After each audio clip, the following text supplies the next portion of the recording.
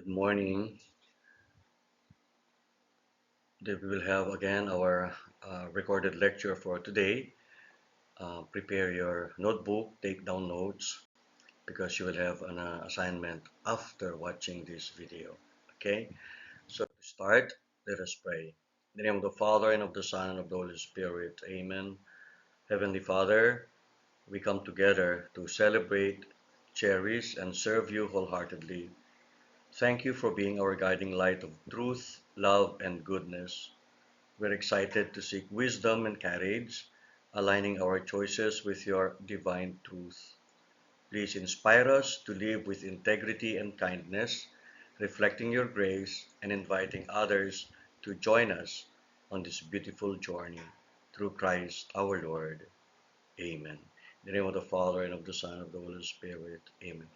We continue discussing about law.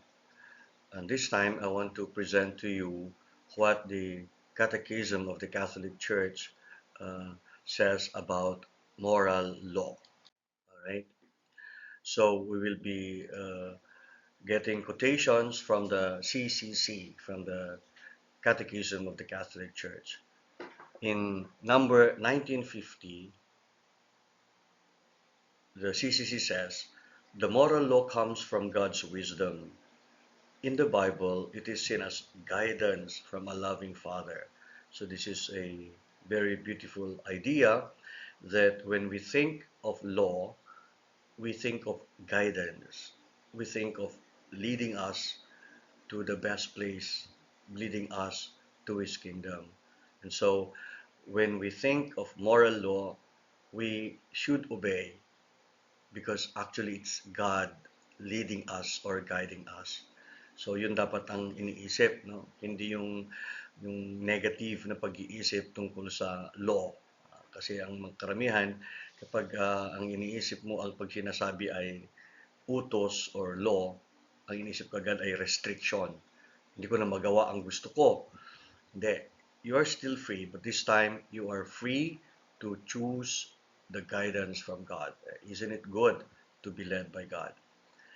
So the moral law, actually this is the plan of God for us. The moral law is the eternal plan of God for us. It shows us how to live well and follow the path to happiness that God promises. O di ba? It also warns against actions that can lead us away from God and His love. So we should embrace and we should cherish the moral law. It should be our commitment. Oo, susunod ako sa moral law kasi ito ang kagustuhan ng Diyos para sa akin. The law is clear and strong in what it asks of us, and it encourages love through its promises. So, in number 1951, there's a definition of law. What is a law?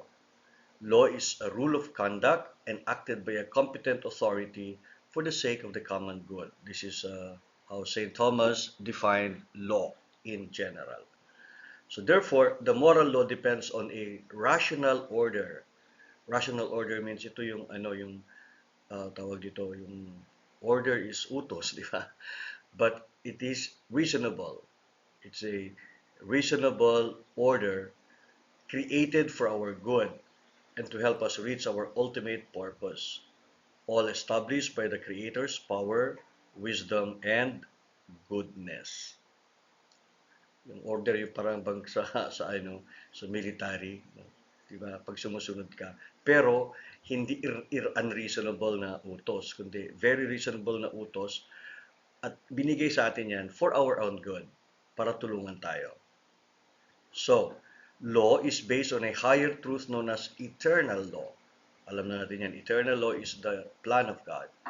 It is created by reason and reflects the guidance of God, who is both the creator and savior of everyone.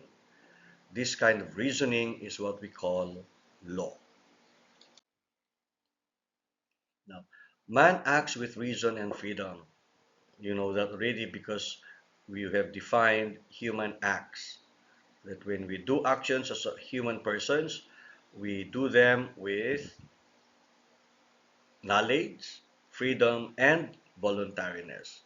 And that's why this power distinguishes us from animals. Okay.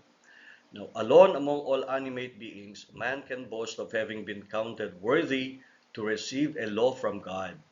As an animal endowed with reason, and rational animal, capable of understanding and discernment, he is to govern his conduct by using his freedom and reason in obedience to the one who has entrusted everything to him.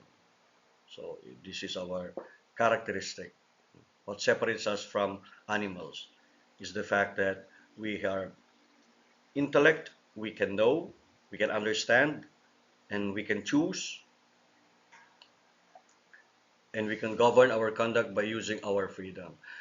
Halimbawa, yung aso, kapag nakakita ng pagkain, kaagad kakain yan, walang hiya-hiya, hindi na mag-iisip. Ang tao, kahit na gutom ka, mag-iisip ka pa rin. Titignan mo pa rin, no? Hindi pa nakakaya na ikaw lang kakain. So, meron ka pa rin, tawag dito, choice. At then, sasabihin mo pa rin, nakakaya, huwag mo na akong kain, mamaya na lang. You can control your instinct. Yung mga animals, wala silang ganoon. Kaagad, sunggab, kain. So, yon ang pagkakaiba ng tao sa animal. Because we can think, we can choose, and when we choose, we do it with freedom. Alam natin na ginagawa natin to dahil gusto natin. Okay? So, therefore, because of this, we can know the will of God, we can know the plan of God, we can choose to do the plan of God, we can obey with freedom. Obey with freedom. In number 1954, people share in the wisdom and goodness of the Creator. God is intelligent, we are also intelligent. God is loving, we are also loving.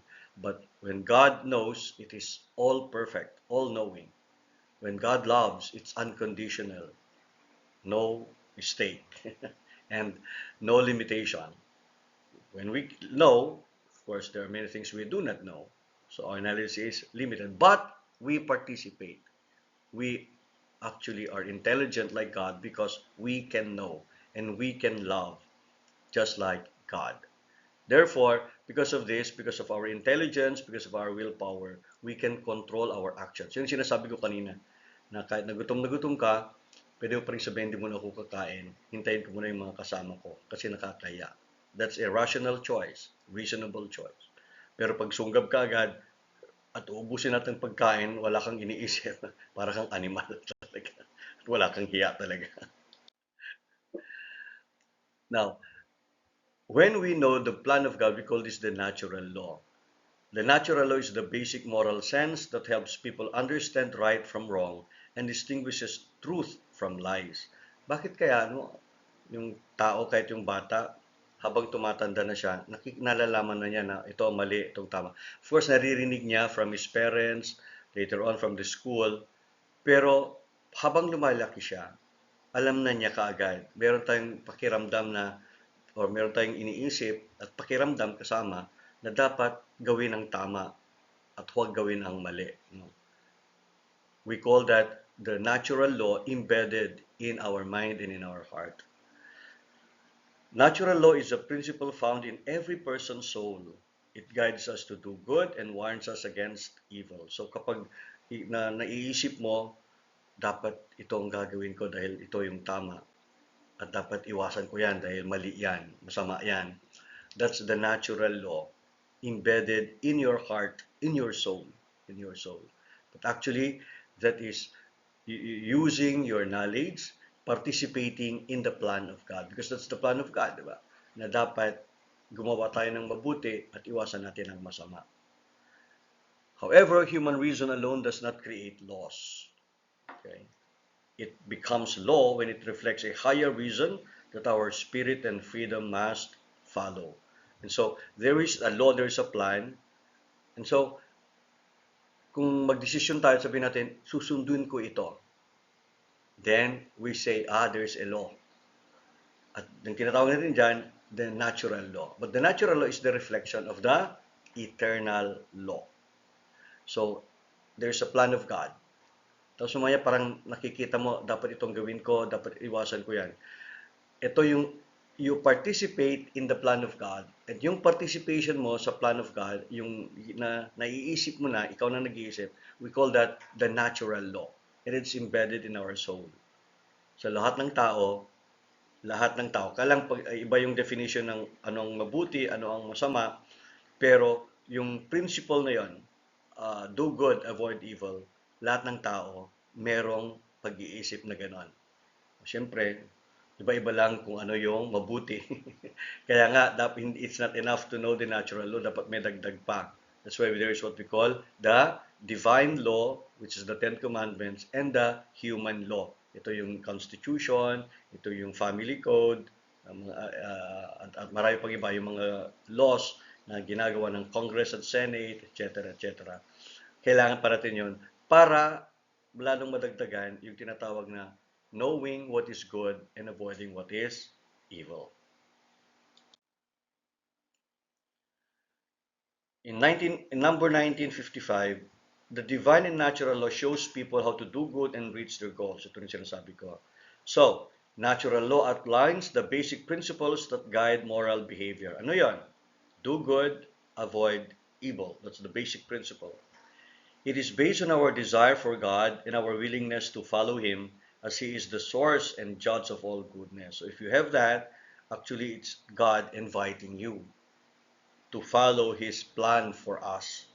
And His plan for us is that, of course, we become happy by doing good and avoiding evil. It also emphasizes that we are all equal to each other. So all human beings, we have this natural law. Therefore, pare-pareho tayong nakakaalam. Now, the main principles of this law are found in the Ten Commandments. Kasi sabi ko kanina, do good, avoid evil. Ano yung good? Ano yung evil? We follow the Ten Commandments. Then we will be taught ano ang dapat nating gawin. So the Ten Commandments actually is an explanation, deepening of the natural law that is in our heart. Do good, avoid evil. Wow, very general. What is good? Then the Ten Commandments. And then Jesus Christ will come later on and say, and He would perfect it and say, love God with all your heart and love your neighbor as you love yourself. Okay? So, we call it natural because the reasoning behind it is a key part of being human. Natural. Ayan. Diba? Kapag meron kang ginagawa na parang sabi mo, natural. Ibig sabihin, part of you. Diba? Parang hindi hiwalay sa iyo. So kapag sinabi mo, "Uy, ang bait-bait mo naman." Natural. Parang part of you. Yan ang ibig sabihin ng natural law. Natural, part of you. Okay? So, not because it relates to animals or other non-human beings, but it's behind it is a key part of being human. Okay? Kung meron kang nakita magaling maglaro, sabi mo, ay, natural ang galing niya. Pag may talent na ganyan, ang galing niyang kumanta, sabi mo, wow, natural sa kanya yung kumanta, natural. Ibig sabihin, part of his or her being yung pagiging natural. So, ganoon din ang natural law. Natural law is part of our being. Natural sa atin to do good and avoid evil. Natural sa atin ang gumawa ng mabuti at, of course, iwasan ang masama. Okay? According to St. Thomas, the natural law is nothing other than the light of understanding placed in us by God. Through it, we know what we must do and what we must avoid. So God has given this light or law at the creation. So it's a light, ito nasa isip, nasa puso. It's a light of understanding na lahat ng tao, alam nila yan. Dapat gumawa ng kabutihan at iwasan ang kasamaan. The universality of the natural law. Ano ibig sabihin ng universality? Lahat. Natural law is found in everyone's heart and is guided by reason. It is universal and applies to all people. This law reflects the dignity of each person and forms the basis of their fundamental rights and duties. That's the meaning. The natural law is universal. The true law is right reason. Lahat tayo gumagamit ang tinatawag na pag-iisip. It aligns with nature is known by everyone, and is unchanging and eternal. Its commands encourage us to fulfill our duties, and its prohibitions help us avoid wrongdoing. Replacing this law with something opposite is wrong. Ignoring even one part of it is not allowed, and no one can completely get rid of it. Do good, avoid evil. Okay?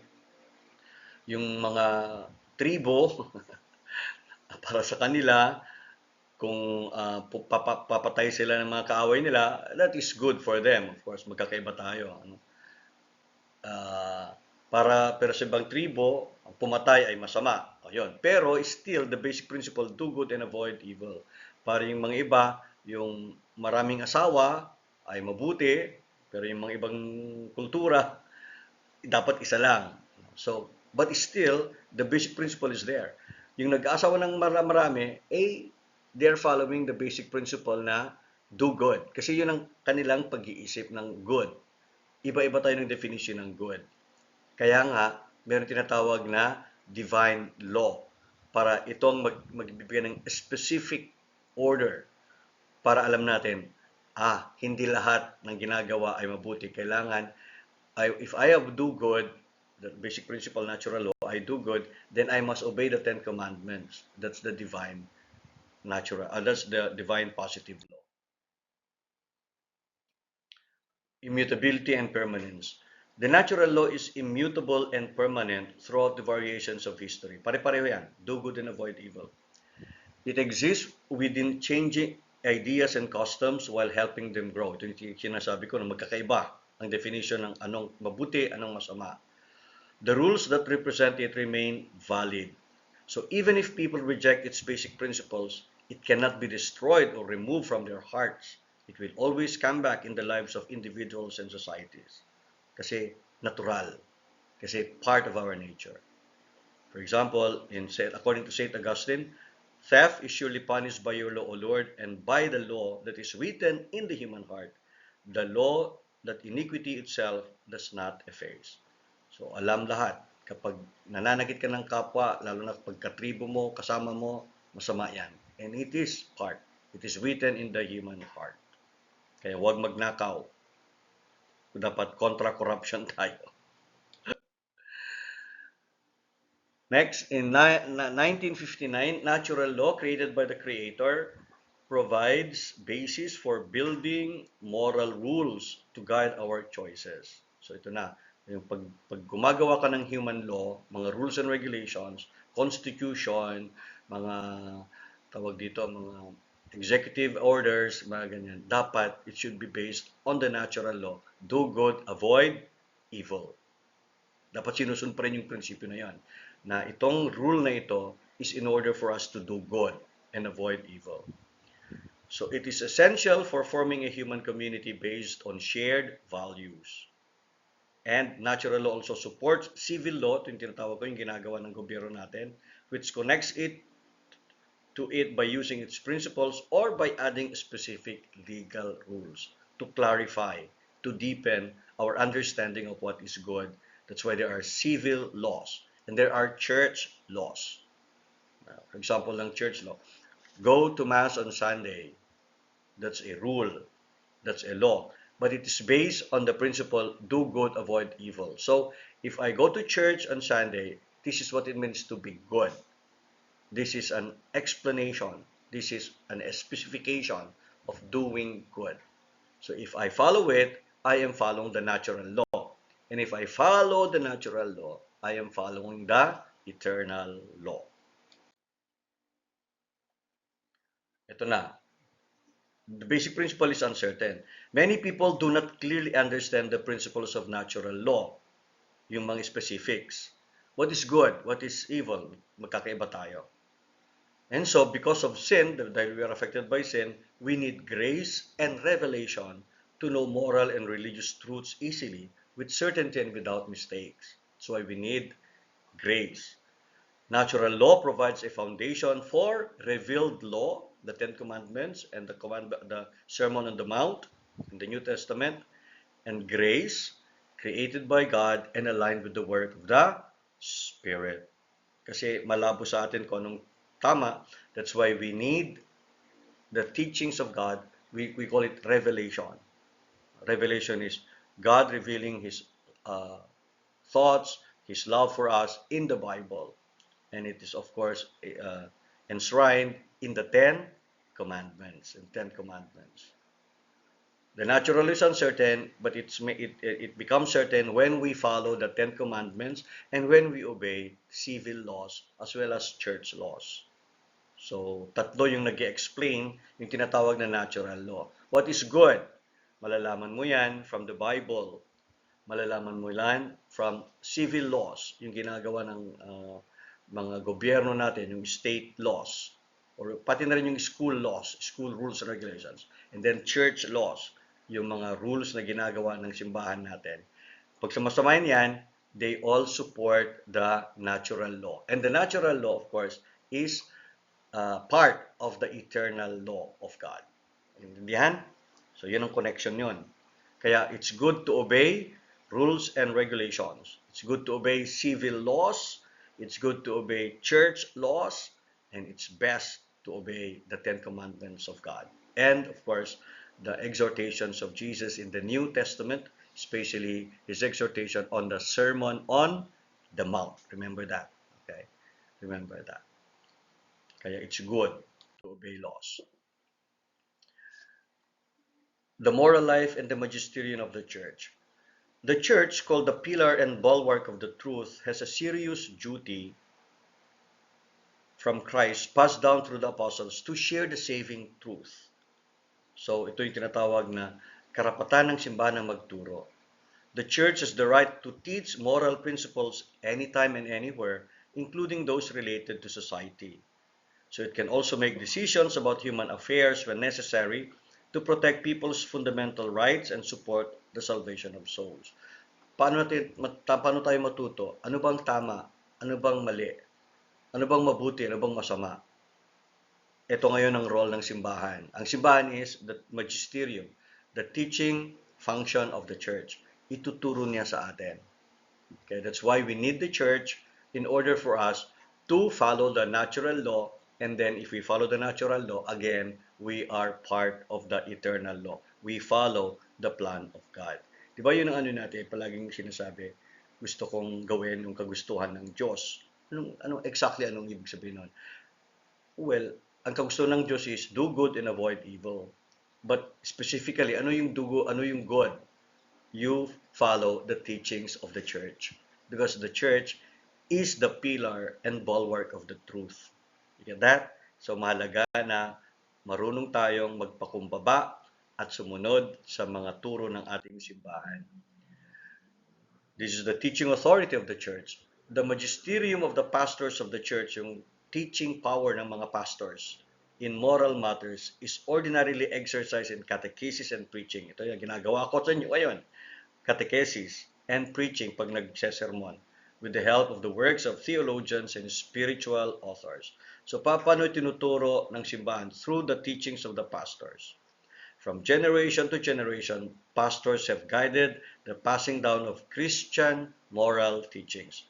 Kaya nga, yung simbahan ngayon, gumagawa na naman ng pronouncement, dapat tapusin na or dapat tigilan na yung tinatawag na corruption. Dahil ang corruption nakakasira sa bayan, nakakasira sa buhay ng tao. Now, that's a moral pronouncement. That's a judgment on the acts of other people. It's actually the church teaching us, ito ang tama, mali ang corruption. Dapat honesty, yan ang tama. At kapag parusahan at hilingin natin na ibalik yung mga ninakaw, that is good for our country. At kung halimbawa, makulong ang mga gumawa niyan para tumigil na, yan ang iwasan ng mga tao kasi hindi yan maganda. Okay? And what I mean is, huwag tularan, huwag magnakaw, huwag maging corrupt dahil masama yan. Yan ang sinasabi na naman ngayon ng simbahan. Bakit? Because the church has to teach the people. Sasabihin nila, ito ang tama, ito ang mali. Okay. Kapag sinasabi, nagtuturo ang simbahan, huwag ibenta ang boto ninyo. That's the magisterium of the church. That's the teaching of the church. That's the church exercising its teaching authority related to the moral law. May plano ang Diyos.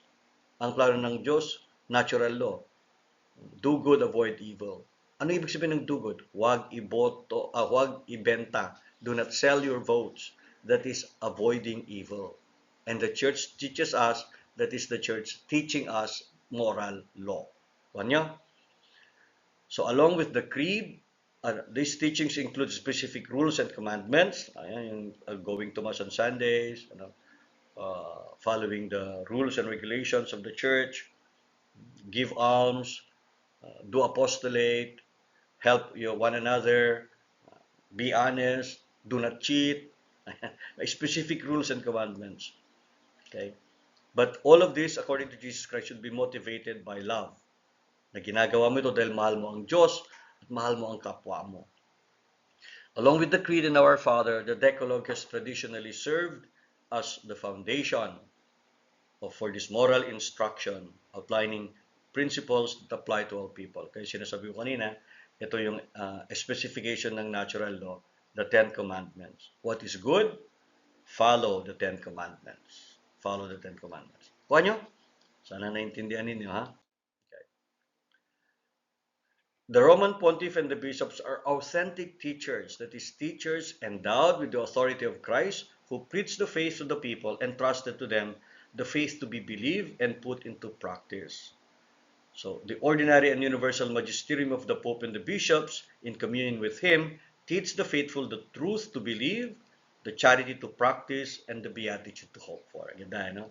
So, ito yung teaching authority of the church. The magisterium is the teaching authority of the Pope and the bishops in as a collegial body, as a body or group of people.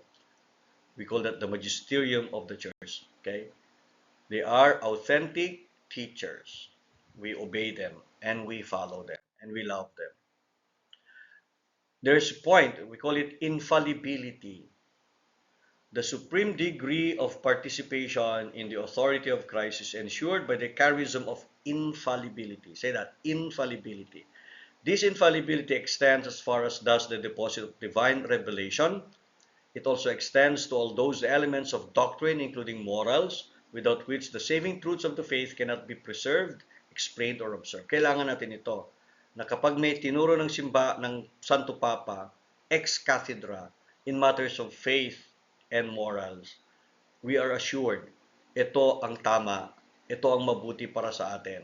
Kasi alam natin na the Pope is infallible on this. What is papal infallibility?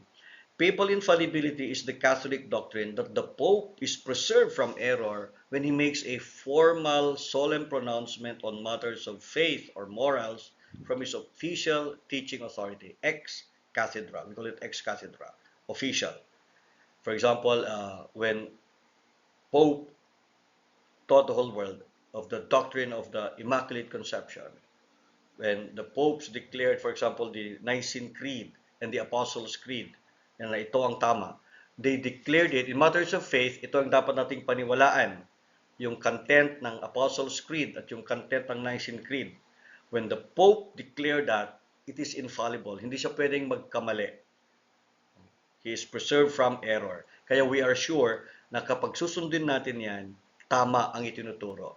Kasi ex cathedra. Pero hindi lahat ng sinasabi ng hindi lahat ng sermon ng Santo Papa ex cathedra. Kapag sinasabi lang, ina-announce lang talaga, formal na sinasabi, na the Pope is teaching this ex cathedra, then we know from the chair, from the teaching authority of the church, then we know that the Pope is infallible. So, nung dineclare, for example, ng Pope na Mary is immaculately conceived, that's a doctrine, maniwala tayo. So, aside from the creed, the Apostles' Creed and the Nicene Creed, maraming mga doctrines na when the Pope declared as a matter of faith and as a matter of morals. Okay? So, for example, when the Pope teaches us, killing the innocent baby is wrong. Infallible yan. Hindi pwedeng magkamali. Killing an innocent baby is wrong. Hindi pwedeng magkamali ang Santo Papa. It's a matter of morals. Totoo yan.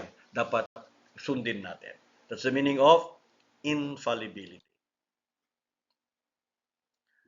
Of course, the authority of the magisterium extends also to specific precepts of the natural law because their observance, demanded by the Creator, is necessary for salvation, and other rules. In recalling the prescriptions of the natural law, the magisterium of the Church exercises an essential part of its prophetic office of proclaiming to men what they truly are and reminding them of what they should be before God. That's why it's important for us to listen to the doctrines of the Church. Read, for example, the encyclicals of the Pope. Read the teachings of the Church about environment, about politics, about society, about family, especially about family, and about individual persons, about who we are and what we are. Sundin ang mga itinuturo ng simbahan kasi ito yung tinatawag na para meron tayong guidance. Para meron tayong guidance. At kapag susundin natin yan, because it's part of the natural law, we are sure that it's part also of the eternal plan of God. Kapag hindi ka susunod, magkakaproblema. Kaya nga, in some parts of the world, wherein they remove God, wala ng Diyos, and they make laws without considering the natural law, without considering God, nagkakagulo. At karamihan yan, pagpansinin mo, yung mga bansa na walang Diyos, nagiging totalitarian, dictatorship, walang kalayaan, walang freedom. Look at Russia, look at China, look at North Korea. Kasi mga atheists government ito. So, anong nangyayari? Tao ang kanilang Diyos. So, kung anong sinasabi ng state, kung anong sinasabi ng tao, yun na ang sinusunod nila.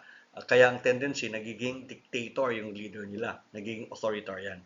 For those countries that believe in God, then there is a higher law, apart from the law made by man, yung ginagawa ng Congress at Senate, ipapa-approve sa presidente, at alam natin, dapat yan, mga laws na yan, aligned, following the natural law. Do good, avoid evil. Diba? So, kasi meron tayong tinatawag na higher spirit or higher law. Supreme being, that is God. That's why, same thing with the church. The same thing with the church. That the church cannot teach something apart from the teaching in the Bible and apart from the teachings of the magisterium of the church. So, kailangan sumunod.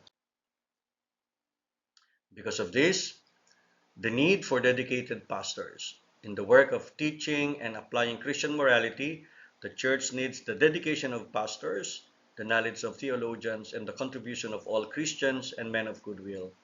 Faith and the practice of the gospel provide each person with an experience of life in Christ who enlightens him and makes him able to evaluate the divine and human realities according to the Spirit of God.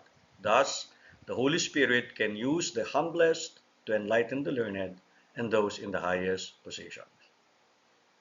Finally, before ministry should be done with a spirit of brotherhood and commitment to the church in the name of the Lord. Each person's conscience should not only focus only personal views when judging their own actions. Instead, conscience should consider the well-being of everyone as shown in moral laws, both natural and revealed, as well as in the church laws and the teachings of the magisterium on moral issues.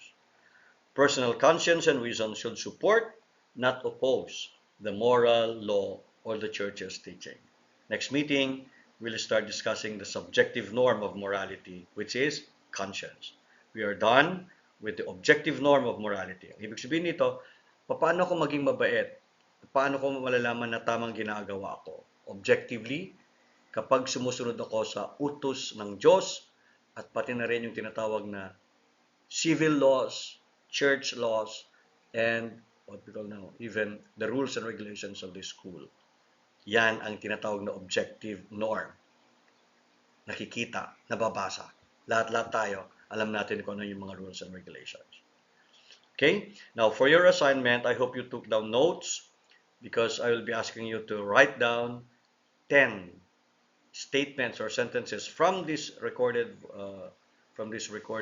lecture, and as for your reflection, what must you do in order to encourage you or in order to motivate you to obey the moral law? So yung dalawang questions, number 1, write down 10 statements from this lecture that struck you? Pipili kayo. And then number two, what must you do in order to motivate you to obey the moral law? Anong dapat gawin mo? Okay? So, God bless you and thank you for listening.